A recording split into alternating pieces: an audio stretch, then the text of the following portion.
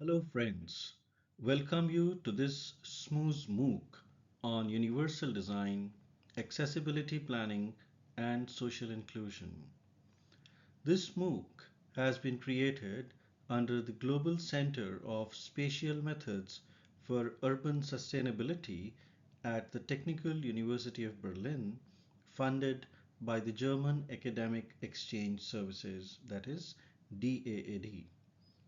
This MOOC has been curated under the aegis of Laboratory of Inclusive Design at IIT Roorkee, India. My name is Professor Gaurav Raheja, and I am a professor at the Department of Architecture and Planning, IIT Roorkee. I wish you to bring to this module, which is Module 2, Session A, of the forthcoming series on this MOOC. In this module, we shall understand and focus on two broad dimensions. One is disability, another is diversity. Carrying forward from the conversation of the human understanding or a human centric approach, this module is titled as Understanding Diversity and Disability. In this session, which is session A, we shall be focusing more on the broader understanding of the concepts, types, and models of disability.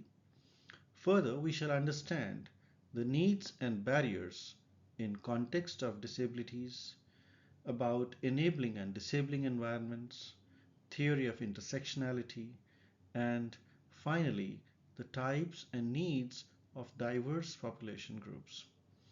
With these set of learning objectives, this module, I believe, shall prepare us for a sensitized understanding on how do we go about the human-centric interventions.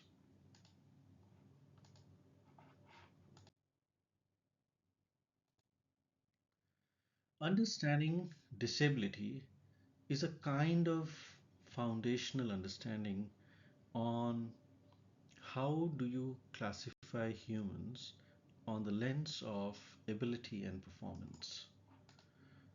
If we see this broadly, because disability is a growing concept across the world. And before we get into the understanding of terminologies, it's a little important to know what is the kind of prevalence of this term. So, based on some estimates, which are, I would say, pretty old, but even then, 15% of the world's population experience some form of disability, of whom 2 to 4% experience significant difficulties in functioning. And if you look at the prevalence of disabilities in India, within the disabilities you will find around 20% of them are in the category of locomotor disabilities, which have issues of movement and lower limbs, 19% in visual impairment category, 19% further in hearing impairment, 7% with speech impairment, 18% intellectual disabilities, and then there are multiple disabilities also combining with locomotor in around 20% category. This is the data from 2021 statistical information from India. But if you look at this, it is a distribution which is important for us as professionals to understand that when we are catering to any environment, whether by design, whether by policy, whether by service, a large section of people with disabilities sometimes gets ignored because some of the prevalent disabilities have not been addressed in our environments. And therefore, having this demographic understanding makes a lot of relevance. In terms of concepts and definitions, it's again important that in the ambit of legal understanding, policy understanding, these definitions and the global understanding by the United Nations, it's crucial to understand how do we approach this whole subject in a holistic way. It's crucial that three keywords which are many a times used in a, I would say, a interdependent or a overlapping way, we need to understand the distinctions between these three keywords. First is impairment, second is disability, and third is handicap. What do we mean by impairments? Impairment means any problems in the body function or structure, such as a significant deviation or loss of that function. So, for example, an impairment of a sensory function could be by virtue of an impairment in the eye. Even short sightedness is an example of an impairment. Likewise, hearing, the reduction in the intensity of hearing or audio function of the body or the sense is a form of impairment in the hearing structure. So it's important to understand that mere impairment does not mean a disability, but if the impairment's significance loss leads to a certain degree of, I would say, loss in terms of the relationship or the result of the interaction between the individual health condition and contextual factors, then it becomes a disability. So, a disability is characterized as an outcome or a result of that relationship between an individual and the individual's contextual factors. Now, what are those factors? For our understanding, we classify those factors as personal factors and environmental factors. Personal factors are factors which relate to me as a body, as a mind, as a human. Environmental factors are the conditions in which I exist around me. It could be built environment, social environment, technological environment, financial environment, and so on and so forth, because the environmental factors also build a kind of relationship in establishing this whole disability. And these definitions are emerging from the international classification of impairment, disability, and handicap, which is called the ICIDH of the WHO. Now, what do we mean by handicap? Many a times, friends, we use this term interchangeably. Sometimes we refer to a person with disability as a handicapped person. Well, that's not the correct term. I'll explain you why. First of all, let's see what is a handicap. A handicap is a disadvantage for a given individual resulting from impairment or a disability, but very crucial is which prevents the fulfillment of a role that is considered normal. So it's a kind of disadvantaged position. Every disability does not lead to handicap. For handicap to happen, the environmental factors also play a very important role because it's the interaction between a body or a sense and the environment to perform a certain function. And if in that role I am not able to perform the role and something prevents the fulfillment of a role which is considered normal, I would then be placed in a handicapped position. Many a times you would find able-bodied people use this term when they say, "Oh, I got trapped in a situation and I was handicapped." Well, yes, then the term handicap is referring to a contextual situation. And therefore, it's very crucial, friends, the terminological base of us as professionals is the way we think. And the way we think determines many a times how we read a policy, how we interpret a document, and many a times how we approach a certain solution for an environment. If a mindset is set on a word of handicap as the truth for or the replacement for disability and impairment, many a times we believe and we start saying that in a situation of handicap we cannot do anything. So I would rather say let's get that understanding through further understanding of this interaction between these terms. So it's crucial that this language is first, uh, I would say, well accepted and understood with a rationale that why do we use these terms. So when we use the term disabled person, it essentially implies that disability is the prefix. It's the defining identity of the person.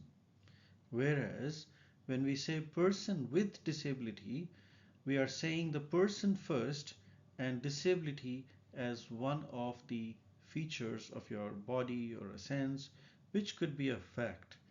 And therefore, when we say disabled person, handicapped person, etc., even if we don't intend the wrong, the language poses the first barrier towards the broader interpretation of whatever we want to do in this domain of inclusivity. So, my humble appeal to all of us is that let's first foundationally build this correct language and terminological understanding, and then let us see how this shifts the way we take certain actions. Similarly, there is a concept called temporarily able bodied. Friends, if I ask you, who is a temporarily able bodied person? Well, think about it. And the humble answer here is all of us. All of us are temporarily able bodied who have at some time got this myth and assumption that we are all able bodied people. No, we are all temporarily able bodied people because at one or any other time, we, and I believe every human in this life and civilization, experiences disability, right? It could be by virtue of age, it could be by virtue of disease, it could be by virtue of situations, or it could be by virtue of any other function or limitation that our body or mind might impose on us, right? So let's look at this further now. Many people in this world, as we have discussed in terms of percentage, have acquired disabilities, sometimes by birth and sometimes as accident or an event of life.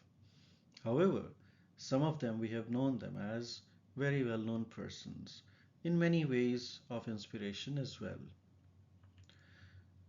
So here are some examples. For example, Helen Keller, who has been one of the world's most well known person in the domain of deaf blindness. And deaf blindness is a case of multiple disabilities existing in one person. Now imagine this situation of disability and your experiences with the world of performing everyday life functions, moving around, interacting with others, developing language, communication, and so on and so forth. So, quoting Helen Keller here, I will not just live my life, I will not just spend my life, I will invest my life. So we have known Helen Keller, therefore, as a spearhead leader in this domain of deafblindness who's inspired millions of people across the world, but who also brought this understanding of empathy towards the dimension of disability better. Likewise, we have known Professor Stephen Hawking, a well-known theoretician of physics, cosmologist, and a well-known author, who kept on saying that remember to look up at the stars and not down at your feet.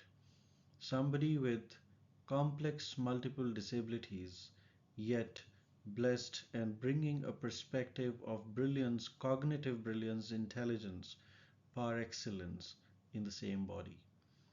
It is these examples, the purpose of showing these examples is not to overrate any human self, but is trying to give an perspective that this assumption that a person with disability is a handicapped person is not true.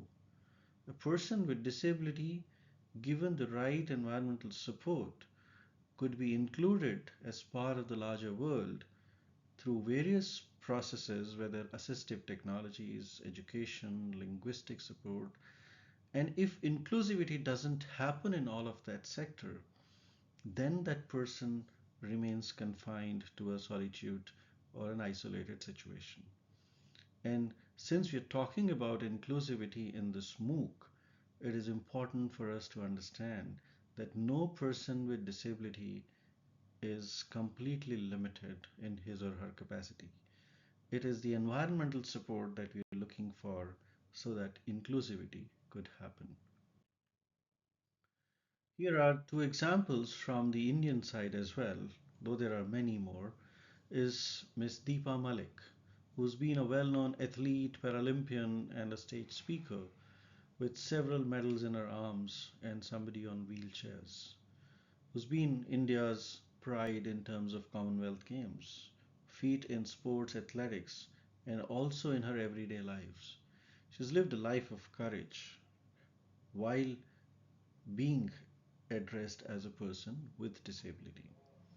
So, friends, the idea is to say that it's not the human body limitation alone, it's the environmental interaction that becomes extremely relevant for us to counter the idea of handicap towards inclusivity.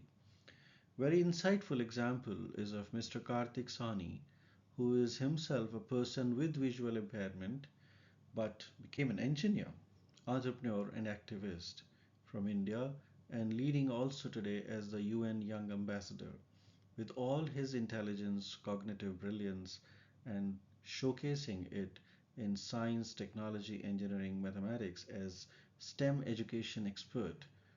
Karthik is a brilliant example for the world to show how we have moved forward with technological support towards inclusivity.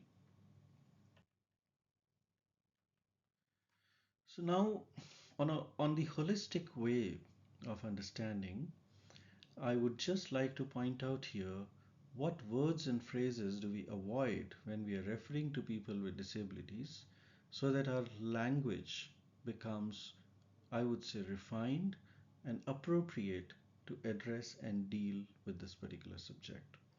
So we must avoid the terms disabled person, handicapped, crippled, victim of cerebral palsy or any other disability, wheelchair bound, confined to a wheelchair, etc.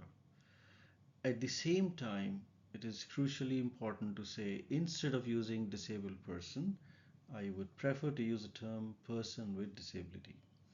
Instead of victim of cerebral palsy, we should say person with cerebral palsy.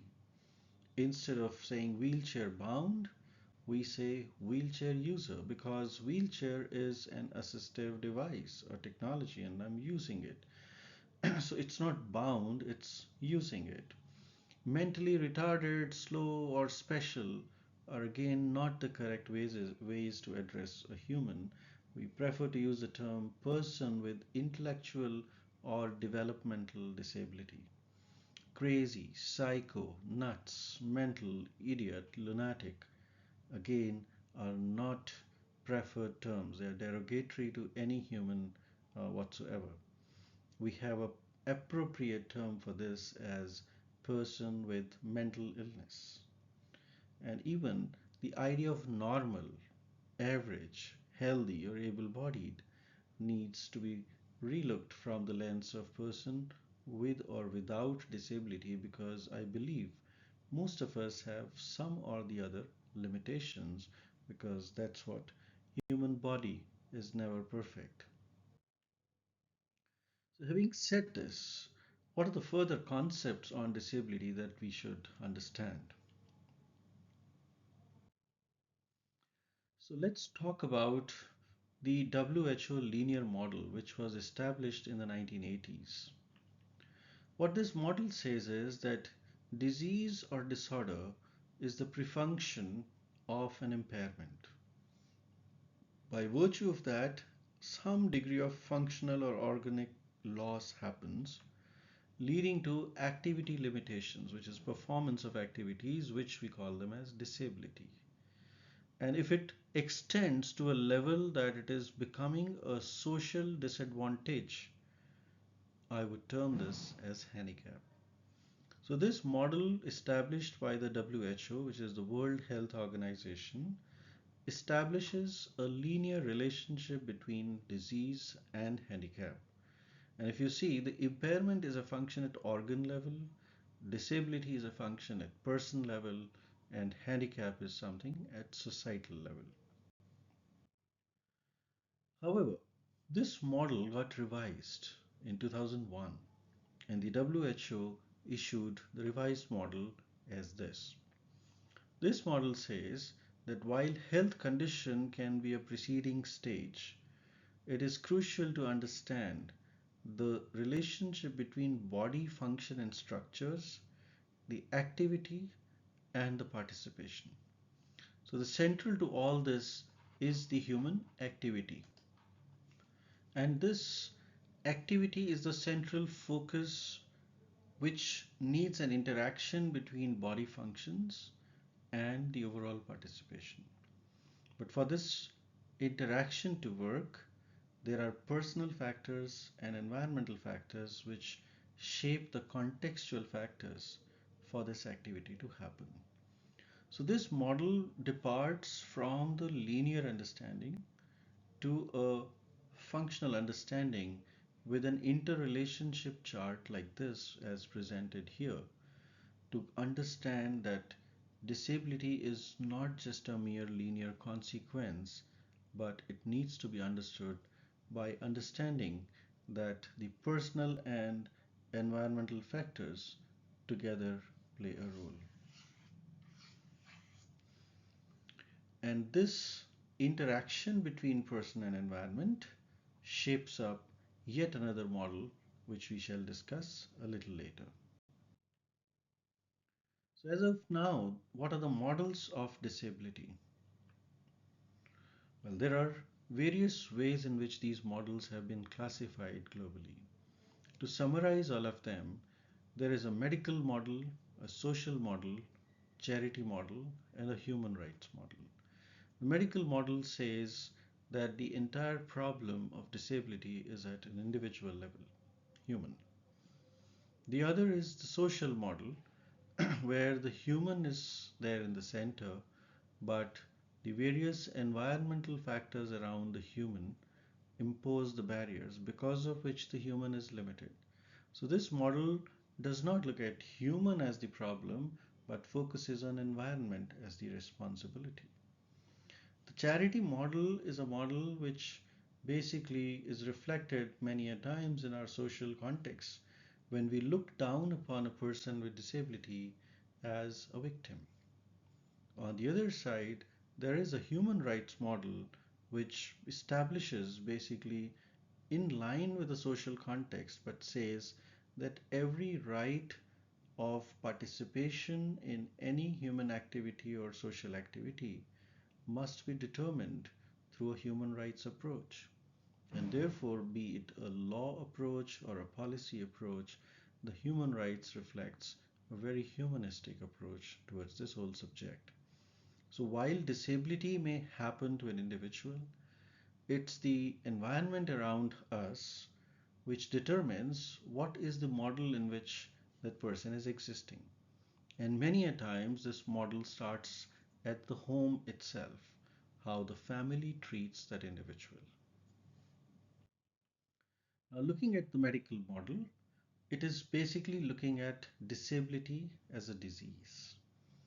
And therefore, it expects all corrections to happen at the body level or the sensory organ levels, but it does not talk anything at the context of the environment. But at the same time, this model is perceived as a kind of a traditional way of looking at disability.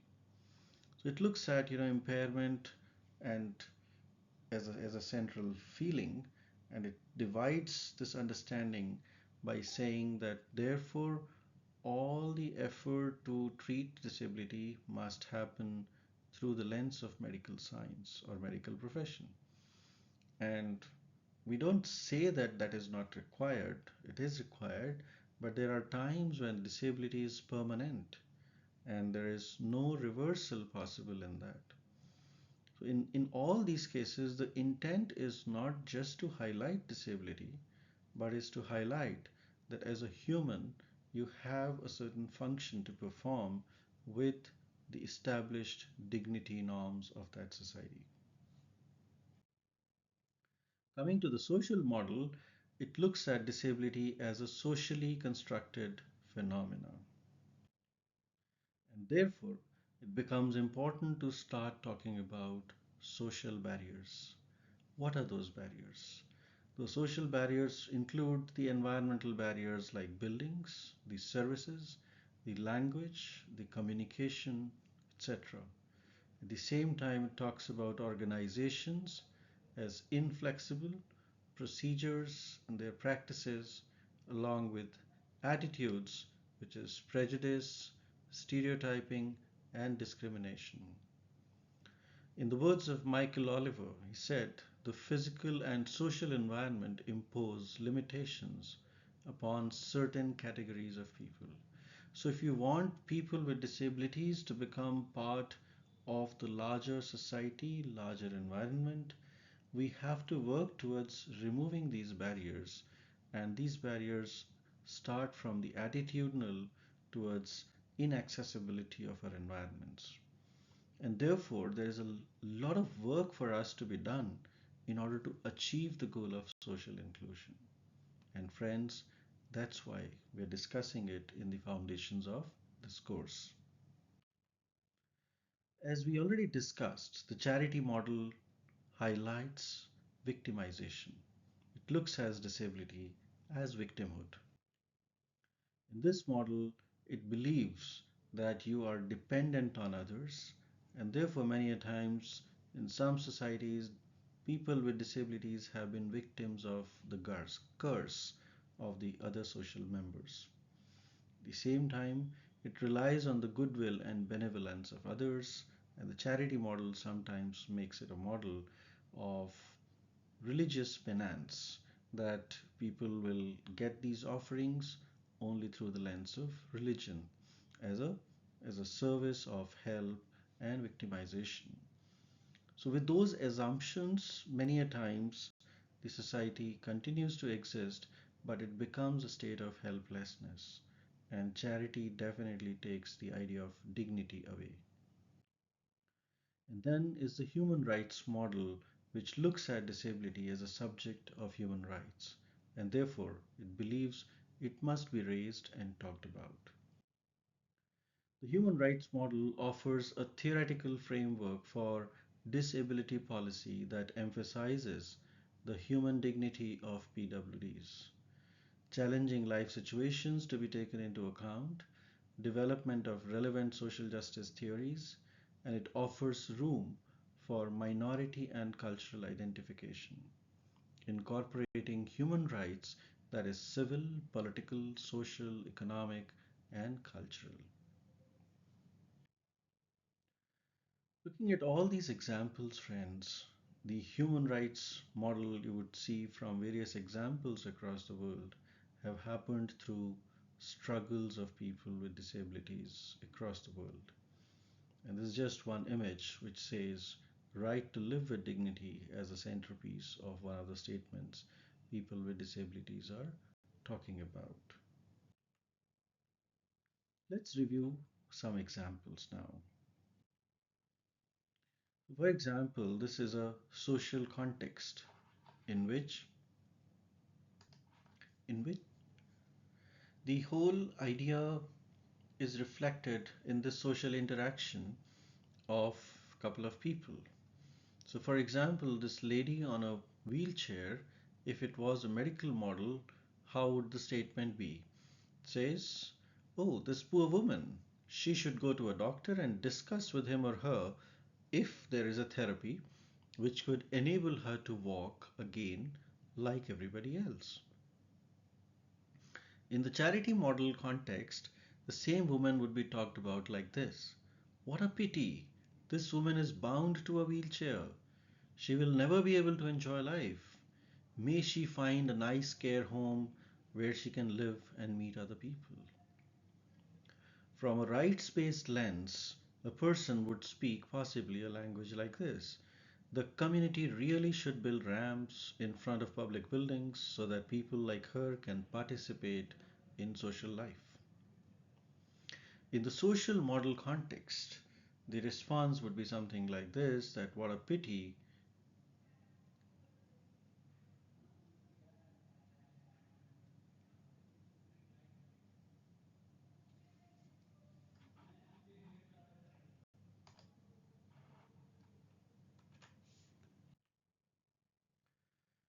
In context of a person with elderly challenges like intellectual difficulties, so the idea is to say that social rights-based and medical model will reflect different languages.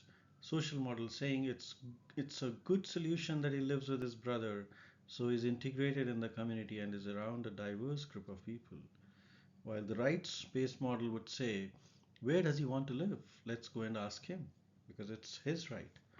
At the same time, in a medical lens, the medical model approach language would work something like this, saying perhaps there is some medicine or treatment which could improve his perception. He should try a psychiatrist. The charity model further looks at this man as, look at this poor, confused man. He seems to be mentally retarded. It would be better for him to live in a fostered home where somebody will take care of him. Friends, the idea of showing all this is to reflect that our languages and whatever we are communicating as a thought determines the kind of model we believe in or we are exposed to. And unless this shift in thinking happens, it's difficult to shift the things in the environment. And because we pose a lot of barriers in our environment for people of diverse needs, I think the story of inclusivity begins with our thought only. Likewise, a child with visual impairment in this given context, how do we think people from the medical model would respond to? They would say he could get a surgery to fix his eyesight. He should consult a doctor for this as soon as possible. In the charity model, it would be treated like it's sad that he can't go anywhere without his parents at this age and can't play with other children. From the rights based model, it would be treated like he has a right to participate fully in society like any other person and the right to have reasonable accommodations made to enable her to do so. At the same time, the social model would say he should have access to full text audio recordings for published books in Braille and animal services. So, friends, basically, we want to address this by saying that the disability is not the problem, while accessibility is the problem, in the words of Muhammad Jami. And with the idea of enabling and disabling environments, it is important for us to view that environment plays a role. While disability can be at an individual level, but the environments can also provide a disabling condition. So, if it is so, let's also look at what can make our environments an enabling one. But for that, for the purpose of understanding better, we divide and cluster the environmental understanding as physical environment, social environment, and institutional environment. For example, in this visual that we see, a lot of young girls who are persons with visual impairments being supported by a cop in the city of Mumbai. And how do we look at this image? So if you see this, the cop represents an institutional space and the people represent a social context where the teachers or the caregivers are walking along with the persons with visual impairments and guiding them to cross the street.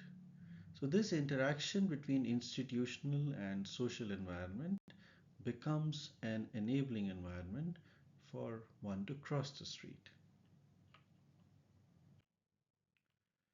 And therefore, we lead this towards the last part of this session as the person environment relationship understanding.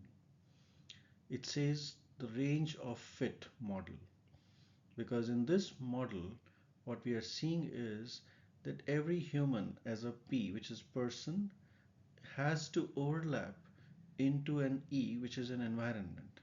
And in this environment, if you see, the question is how adaptable is the environment, which is this side, in terms of the physical adaptation, and on the other side is the cultural adaptation.